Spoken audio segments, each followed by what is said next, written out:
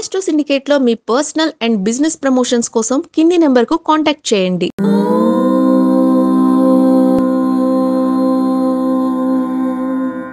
ఓం శ్రీ గురుభ్యో నమః. హరి ఓం. దుర్గే స్మృతా హరసి భీతిమశేషజంతో స్వస్థై స్మృతా మతిమతీవ శుభాన్ దదాసి దారిద్ర్య దుఃఖ భయహారిణి కాత్వదన్య సర్వోపకార కరణాయ సదార్ద్రచిత్త. అందరికీ నమస్కారం. మాస ఫలితాలు. శ్రావణ మాసం అనుకోండి, ఆగస్టు నెల అనుకోండి. ఈ యొక్క మాస ఫలితాలు ఎలా ఉన్నాయి? ఈ నెల నుంచే శ్రావణ మాసం ప్రారంభమవుతుంది కదా, అంటే జూలై ఎండింగ్ నుంచే శ్రావణ మాసం ప్రారంభమవుతుంది అనుకునే వాళ్ళకి ఆగస్టు మాస ఫలితాలు అని చెప్తున్నాను. ఆగస్టు నెలలో 4 వారాలు ఎలా ఉండబోతుంది. నేను 31 రోజులు కూడా 4 భాగాలుగా విభజించుకొని ఫలితాలు చెప్తుంటాను. ఆ విషయాన్ని గుర్తుపెట్టుకోండి. రెండోది, జన్మజాతకమే మీకు 90% ఫలితాన్ని ఇవ్వడానికి అవకాశం ఉంటుంది. గోచార ఫలితాలు మీకు 40 నుంచి 50% వరకు మాత్రమే స్వీకరించే ప్రయత్నాలు చేయాలి. ఇక్కడ సూడో నాస్తికుల గురించి మనము మాట్లాడుకునేటువంటి ప్రయత్నం చేయం. ఎందుకంటే భగవంతుడు అంటే నమ్మకం ఉన్నవాడితోనే వెళ్తాం. ఒక వైద్యుడి దగ్గరికి వెళ్తున్నామంటే ఆ వైద్యుని పైన పూర్తి విశ్వాసంతో వెళ్తాం. ఠాగూర్ లాంటి సినిమా చూపించేటువంటి వైద్యులు ఉంటారు, న్యాయబద్ధమైనటువంటి వైద్యులు ఉంటారు, ధర్మాన్ని కట్టుబడి వైద్యులు ఉంటారు. కాబట్టి వైద్యో నారాయణో హరి. ఎలా అయితే వైద్యుడి పైన నమ్మకంతో మనం ముందుకెళ్తున్నామో మన ఆరోగ్యం బాగుపడుతుంది, మంచి ఆరోగ్యవంతులై మళ్ళీ కొంతకాలం సుఖంగా ఉండడానికి అవకాశం ఉంటుంది. ఎలాగైతే వైద్యుడి నమ్మకం ఉందో, వైద్యం మీద వైద్యుడి మీద నమ్మకం ఉందో, అలాంటి నమ్మకమే శాస్త్రం మీద, భగవంతుడి మీద పూర్తి విశ్వాసం ఉండాలి. అలాగే జ్యోతిష్యం పట్ల కూడా పూర్తి విశ్వాసం ఉండాలి. భచక్రమంలో జరుగుతున్నటువంటి అనేకమైనటువంటి మార్పుల్ని కూడా సమకాలీన సమాజానికి మేము దాన్ని ఈ యొక్క గ్రహాల యొక్క స్థితిని, భూమి తనకు తాను తిరుగుతున్నా, ఇతర గ్రహాలు తిరుగుతున్నట్టుగా కనపడినా, భూమి స్థిరంగా మనకి కనబడుతుంది, మిగతా గ్రహాలు వెళ్తున్నట్టు కనబడుతున్నాయి. కాబట్టి ధనుస్సులోకి రవి వచ్చాడు, మకరంలోకి కుజుడు వచ్చాడు, కుంభంలోకి రాహు వచ్చాడు అని చెప్పుకుంటూ ఉంటాం. కాబట్టి సంచారం అనేది మనం ట్రైన్లో ప్రయాణం చేస్తున్నప్పుడు చెట్లు, పుట్టలు, వాహనాలు పరిగెడుతున్నట్టు కనబడతాయి. మరి అన్నప్పుడు అవన్నీ పరిగెడుతున్నాయా? లేదు కదా, అవి స్థిరంగానే ఉన్నాయి. కానీ మన వాహన వేగం వల్ల అవి పరిగెడుతున్నట్టు కనబడుతుంది. అలాగే భూమి మీద మనం తిరుగుతున్నా మనకి అవి పరిగెడుతున్నట్టు కనబడుతున్నాయి. కాబట్టి వాటినగో దూరం వెళ్ళిపోయింది, దగ్గర వెళ్ళిపోయింది, చెట్టు ఇక్కడ ఉండి ఇక్కడికి వెళ్ళిపోయింది అని ఎలాగైతే మనం చెప్పుకుంటున్నామో, అలాగే గ్రహాలు కూడా మనకి ఇతర గ్రహాలు భూమి యొక్క స్థిరమైన కక్ష నుంచి ఇతర గ్రహాలు కదులుతున్నట్టు కనబడుతుంది. కాబట్టి గ్రహాల మార్పు మనకి అనుకూలతని లేదా వ్యతిరేకతని కలిగిస్తాయన్న విషయం మీకు అందరికి తెలిసిన విషయమే. అది తెలుసుకొని అలాగే మనం గ్రహాల యొక్క గమనాన్ని అనుసరిస్తూ జ్యోతిష ఫలితాలు చెప్తూ ఉంటాం. అయితే ఇందులో సహేతుకత, వ్యతిరేకత ఉండవచ్చు. అంటే దొంగ జ్యోతిష్కులు ఇవాళ రేపు ఉన్నారుగా. ఈ మధ్య ఈ యొక్క జ్యోతిష్యం మీద పూర్తి స్థాయి ఈ యొక్క చర్చలు, వాదోపవాదాలు జరుగుతూనే ఉన్నాయి. సిద్ధాంతులకు పెట్టడం లేదు.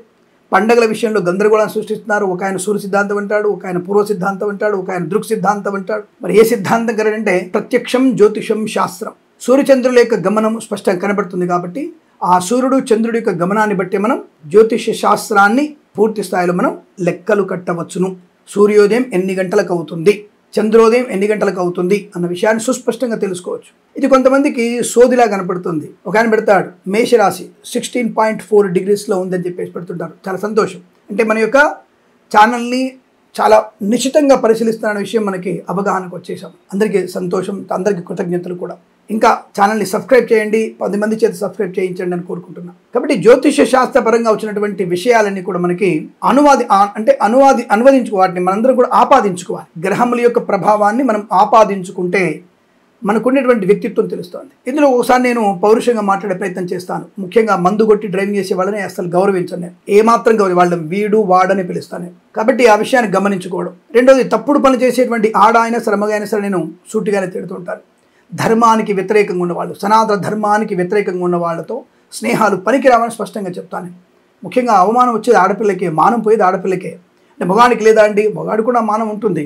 కానీ వాడికి తప్పు చేసిన తర్వాత పరిహారము ఆడపిల్ల కనబడుతుంది, మగవాడికి కనపడదు. తద్వారా శాపాన్ని భరించగలిగేటువంటి స్థితి ఆడపిల్ల కంటే అటువంటి శాపాన్ని పొందకండి అని చెప్తుంటాను. నేను మానవమానాలు పొందకండి అని చెప్తాను. ఆ విషయాన్ని తెలుసుకునేటువంటి ప్రయత్నం చేస్తూ జ్యోతిష శాస్త్రము మన జీవితానికి వెలుగునిచ్చేది. అటువంటి వెలుగునిచ్చే శాస్త్రాన్ని తప్పకుండా మనం అధ్యయనం చేయాలి. ముందు చదువుకోండి. జ్యోతిష్ శాస్త్రాన్ని బాగా చదవండి. తద్వారా మనకి అనుకూలవంతమైన శుభ ఫలితాలు మనమే తెలుసుకోవచ్చు. అది చదవకుండా జ్యోతిష్యం భూటకం, మూడం, ట్రాష్, యాష్, మ్యాష్ అనేటువంటి మాటలు మాట్లాడితే మర్యాదగా ఉండదు. అది చదవండి, శాస్త్రాన్ని చదవండి, 15 ఏళ్ళు చదవండి.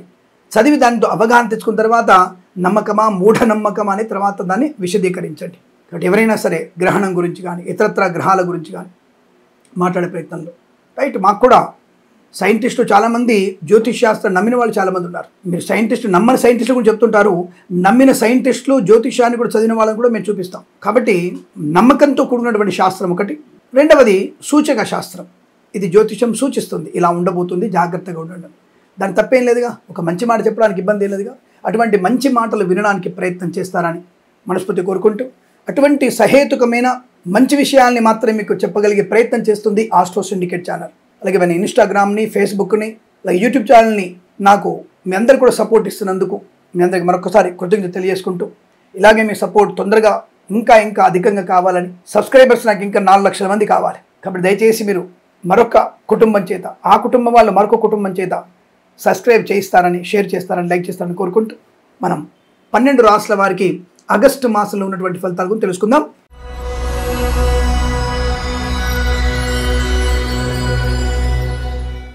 సింహరాశి వారికి ఆగస్టు 2025 ఏ వారం ఎలా ఉండబోతోంది?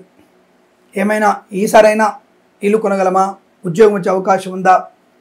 ప్రతి మాసం మీ ఫలితాలు వింటున్నాం స్వామి, మీరు చెప్పేది మాకు అనుకూలంగా ఉంది, కానీ పనులు మాత్రం అవ్వడం లేదు అనే వ్యక్తులు ఉంటారు. దానికి జన్మజాతకాన్ని తప్పకుండా చూయించుకోవాలి మీరు. అలాగే పుణ్యబలాన్ని పెంచుకోవాలి. పుణ్యబలం ఎలా పెంచుకోవాలి? జపము, తపస్సు, దానము, గ్రహ జపం చేసుకోవడం, అభిషేకం చేసుకోవడం, ధ్యానం చేయడం, ఇవి చేయడం వల్ల పుణ్యబలాన్ని పెంచుకోవచ్చు.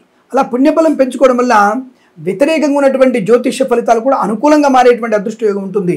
కొంతమంది అయిపోయిందండి మీరు కడసారి చూసుకోవచ్చు అని, మా పిల్లలు ఒకసారి మేము కేదార్నాథ్ వెళ్ళిన తర్వాత నాతో పాటు ఇద్దరు పిల్లలు, ఇద్దరికి మా తమ్ముళ్ళకి వాళ్ళ పాపం అమ్మమ్మ గారు సీరియస్గా ఉందని చెప్పేశారు. ఇంకా చాలా సీరియస్గా ఉంది, ఇక పిలుచుకోతుందని చెప్పారు. వాడు పాపం మధ్యలోనే కేదార్నాథ్ అయిపోయిన తర్వాత మనకి హరిద్వార్ నుంచి పాపం వాళ్ళు ఫ్లైట్లో వచ్చేసారు, వెనక్కి వచ్చేసారు. మేము తర్వాత యాత్రలు పూర్తి చేసుకున్నాం, అయోధ్య, మధుర అన్ని యాత్రలు పూర్తి చేసుకున్నాము.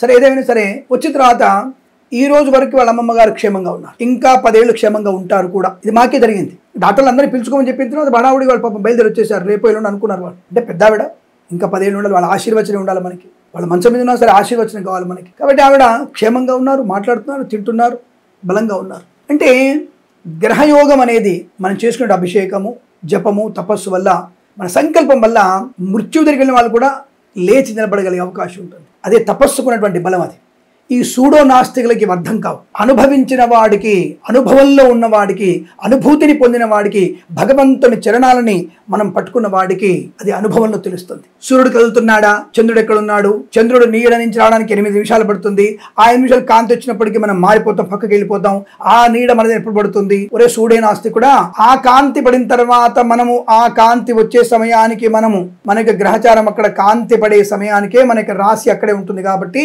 దాని ఫలితం ఉంటుంది. అది వదిలిన కాంతి 8 నిమిషాల ముందే మనం రీచ్ అవ్వడానికి ఆ కాంతి మన మీద పడ్డప్పుడు ఉన్నటువంటి ప్రతిఫలం అది. కాబట్టి ఇటువంటి విషయాలు చెప్పినప్పుడు ఔరా నిజమే కదా అనిపిస్తుంది. ఇదే వెళ్ళి ఆ ముస్లిం దగ్గరికి వెళ్ళి చెప్పండి సూడోనాస్తికులని, నువ్వు చేతిలో పెట్టి అల్లా అంటున్నావు, ఆయన వస్తాడా కిందికి, నీకేం చేయడం అంత అబద్ధం, నువ్వు ధూపం వేస్తావు తప్పు, అబద్ధం, నువ్వు ఒక బొందలగడ్డ మీద దుప్పటి చెప్తావు అబద్ధం అని చెప్పండి వాళ్ళని. ఓ చర్చి దగ్గరికి వెళ్ళి శిల్వ కొట్టిన యేసు ప్రభు గురించి మాట్లాడమని చెప్పండి, వాడు మాట్లాడు. శిల్వ కొట్టిన యేసు గురించి మాట్లాడు, అలాగే ముస్లిం చేసేటువంటి వాటి గురించి మాట్లాడరు. కానీ హిందువు వచ్చేసి సనాధర్మంలో వచ్చేసరికి దేవాలయం అంటే నీ కోపం, అనేక మంది హిందువుల్ని హింసించే మాత్రం లాభం. ఇటువంటి విషయాలకి వాళ్ళు మనల్ని వ్యతిరేకించేటువంటి సూడో నాస్తిక వెధవల గురించి మనం పట్టించుకోవద్దు. ఈ విషయాన్ని గుర్తుపెట్టుకోండి. కాబట్టి సనాతన ధర్మాన్ని తప్పకుండా మనం ఫాలో అవ్వాలి. మన పుట్టుక ఎక్కడి నుంచి వచ్చింది, మన పుట్టుకకి గుర్తుగా మనం అందులోనే ఉండాలి. చేపలు నీటిలోనే బతుకుతాయి, మొసలి నీటిలో బతుకుతుంది, పక్షులు ఆకాశంలోనే బతకగలవు, చెట్ల మీదనే బతకగలవు, పశువులు గడ్డి తినే బతకగలవు, అలాగే వరాహము అశుద్ధం తినే బతుకుతుంది, కోతులు చెట్ల మీద, నేల మీద బతకగలుగుతాయి. కాబట్టి ప్రకృతిబద్ధంగా ఉండేటువంటి విషయం ఏదో అలాగే బతకాలి. అంటే మనం మన మతాచారాలని, మన విశ్వాసాన్ని వదులుకోవాల్సిన అవసరము లేదు. స్వధర్మే నిధనం యాంతి పరధర్మో భయావహ. కాబట్టి మన ధర్మంలో సుఖం ఉంటుంది. కష్టాలందరికీ ఉంటాయి. ముస్లింలలో ఉన్నాయి, క్రిస్టియన్లో ఉన్నాయి, సిక్కులలో ఉన్నాయి, జైన్లలో ఉన్నాయి, సింధులలో ఉన్నాయి. అందరికీ కష్టాలు ఉంటాయి. కష్టాలు ఏమడవాడు? నువ్వు చేసిన పాపకర్మ ఫలితం అది ఎవరైనా అనుభవించాల్సిందే. ఒక ఆసుపత్రికి వెళ్ళండి, అక్కడ తుర్కోడు ఉంటాడు, క్రిస్టియన్ ఉంటాడు, ముస్లిం ఉంటాడు, జైనుడు ఉంటాడు, సిక్కులోడు ఉంటాడు, బాపుడు ఉంటాడు, హిందూ ఉంటాడు, అందరూ ఉంటారు అక్కడ. కాబట్టి అది పాపకర్మ చేసిన ప్రతి ఒక్క వ్యక్తులకి అది ఆవాహనమే. కాబట్టి మనం చేసేటువంటి పాపకర్మ ఫలితానికి అనుభవించాల్సిందే. దానికోసం నువ్వు మొత్తం మార్చుకుంటూ అన్నవుతాయి అని చెప్పేసి అవన్నీ కూడా కరెక్ట్ కాదు. కాబట్టి మనం ఎంత పుణ్యం పెంచుకుంటే అంత పుణ్య ఫలితాన్ని అనుభవించడానికి అవకాశం ఉంటుంది. ఇక మనం ఇప్పుడు సింహరాశి వారికి ఈ మాసంలో ఎలాంటి ఫలితాలు ఉన్నాయి? 1-2 వారాల్లో సామాన్య ఫలితాలుగా ఉంటూ 3వ వారంలో 4 గ్రహాల యొక్క వ్యతిరేకత, ఒకటి కుజుడు, శుక్రుడు, రాహు, ఈ యొక్క గ్రహాల యొక్క ప్రభావం చేత మనకి ఇబ్బందికర వాతావరణం ఉంది. నష్టము కష్టంగా ఉంది 3వ వారంలో. ప్రభుత్వ ఉద్యోగస్తులు జాగ్రత్త, మద్యపాన ప్రియులు జాగ్రత్త. మీరు తాగి ఏదైనా చేయండి, మీరు తాగి మీ ఇంట్లో పడుకోండి. అది మీ అమ్మను కొడతారా, చెల్లెల్ని కొడతారా, నాన్నను కొడతారా, అది మీ ఇష్టం, కుటుంబ సమస్య అది. కానీ బయటికి వచ్చి పరాయి వాళ్ళ మీద మీ ప్రతాపం చూపించే ప్రయత్నం చేయకండి. అటువంటి అర్హత మీకు లేదు, మానవుడిగా ఉండేటువంటి అర్హతను మీకు లేదు. అలాగే మనం కూడా క్యాబ్ డ్రైవర్ని ఇంకో డ్రైవర్ చూసినప్పుడు మనం చెక్ చేయట్లా వాడు మద్యపానం చేశాడా లేదా అనేది. అటువంటి మద్యపానం చేసిన వాడు డ్రైవింగ్ చేస్తే మీరు ప్రమాదంలో పడతారు. కాబట్టి వాడికి దూరంగా ఉండండి, వాడిని తన్ని తారమేయండి. ఈ విషయాన్ని గుర్తుపెట్టుకోండి, లేదా మనం ప్రమాదంలో పడే అవకాశం. అలాగే 3వ వారంలో కళాకారుల క్రీడాకులకు ఇబ్బంది, విద్యార్థికి నష్టం. ఇతరుల మీద ఆధారపడి పరీక్ష రాసేస్తాను నేను, నా పరీక్ష నా బామ్మడిది రాస్తాడు, నా పరీక్ష నా ఫ్రెండ్ రాస్తాడు, బ్రహ్మాండంగా నాకు మార్కులు వచ్చేస్తాయి. ఇది తప్పు. మీరు పట్టుబడడం ఖాయము, విద్యా నష్టాన్ని పొందుకుంటారు. కాబట్టి జాగ్రత్తగా ఉండండి. లేనిపోని అనవసరపు విషయాలు ఎక్కువగా పెట్టుకోకండి. మానసిక వేదనకు గురయ్యే అవకాశం ఉంటుంది. కాబట్టి జాగ్రత్త. అలాగే ప్రభుత్వ ప్రైవేట్ సంస్థల్లో పనిచేసేవారు జాగ్రత్తగా ఉండండి. 3వ వారంలో ఉద్యోగాన్ని పోగొట్టుకునే అవకాశం. కొంతమంది ప్రైవేట్ సెక్టార్లో పనిచేసేవారు, సాఫ్ట్వేర్ ఇంజనీర్లు, అత్త మీద కోపం దుత్త మీద చూపించినట్టుగా నీ సీనియర్ అధికారిని తిట్టాడని చెప్పేసి నువ్వు వెంటనే రాజీనామా చేస్తే వచ్చే 3 మాసాల వరకు నీకు ఉద్యోగం రాదు. జాగ్రత్త. అంటే ఈ వారంలో చేసేటువంటి రాజీనామా మీకు కొత్త ఉద్యోగాన్ని తెచ్చిపెట్టే అవకాశం లేదు. జాగ్రత్తగా ఉండండి. అటువంటి ఉద్యోగానికి కంగారు పెట్టుకొని మిమ్మల్ని నష్టపరుచుకోకండి. అలాగే వ్యాపార పరంగా కూడా 3వ వారం నష్టం. 4వ వారంలో మరి అద్భుతం. 1, 2, 4 వారాల్లో share market, speculation, communities, crypto currency, bitcoins, లాటరీలు, జూదము లాభమే. కానీ 1-2 వారాల జూదము పక్కన పెడితే 4వ వారంలో లాటరీల వల్ల, జూదం వల్ల కూడా ధనయోగం ఉంది. షేర్ మార్కెట్ లాభాలు పొందుకోవచ్చు, ఆస్తి పంపకాల లాభాలు ఉన్నాయి. కోర్టు వివాదాలు 4వ వారంలో సమస్యపోయే అవకాశాలు. 3వ వారంలో కోర్టు సమస్యలు ఉత్పన్నమవుతాయి. ఇక్కడ మళ్ళీ గమనించుకోండి, 3వ వారంలో కోర్టు సమస్య వచ్చి 4వ వారంలో పరిష్కారం అవుతాయా? ఏమన్నా మేనమామ గారి ఇల్లా అదేమన్నా, లేదా మన అత్తగారి ఇల్లా? కోర్టులో వెళ్ళిన తర్వాత వెంటనే మన తీర్పు వెంటనే క్లియర్ అవ్వడానికి 3వ వారంలో కొంతమందికి ప్రమాదం ఉందని అర్థం. 3 ఏళ్ల క్రితమో, 4 ఏళ్ల క్రితమో, 10 ఏళ్ల క్రితమో, 15 ఏళ్ల క్రితం ఉన్నటువంటి కోర్టు సమస్యలు ఈ 4వ వారంలో ఈ రాశి వారికి అనుకూలంగా అవుతాయని అర్థం. 3 వారంలో ఉద్యోగం వెళ్ళిపోయి 4వ వారంలో ఉద్యోగం వచ్చేస్తుందా? రాదని నేనే చెప్తున్నాను. నేను 3 వారంలో ఉద్యోగం పోయినట్టు మళ్ళీ 3 నెలలకు ఉద్యోగం రాదు. ఎప్పుడో 10 నెలల క్రితం ఉద్యోగం పోయిన వాడికి, 2 ఏళ్ల నుంచి ఉద్యోగం ఎదురు చూస్తున్న వాడికి, గత మాసం నుంచి ఎదురు చూస్తున్న వాడికి 4వ వారంలో ఉద్యోగం వచ్చే అవకాశం ఉంది.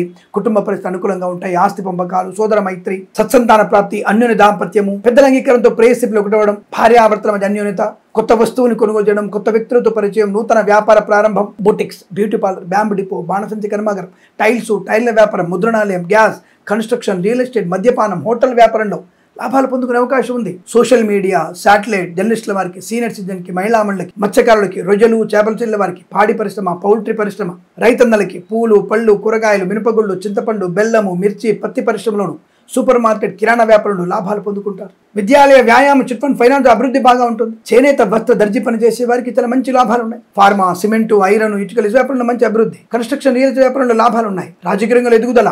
సినిమా రంగంలో దర్శక నిర్మాతలకి, నటినట్లకి అద్భుతమైనటువంటి అవకాశం. కళాకారుల క్రీడకు అభివృద్ధి పొందుకోవచ్చు. ఈవెంట్ మేనేజ్మెంట్ వారికి, బోర్డు బాల్తో వారికి స్వదేశాల్లో, విదేశాల్లో మంచి ఈవెంట్స్ లభించే అవకాశం. 3వ వారంలో మోసం, 4వ వారంలో లాభం.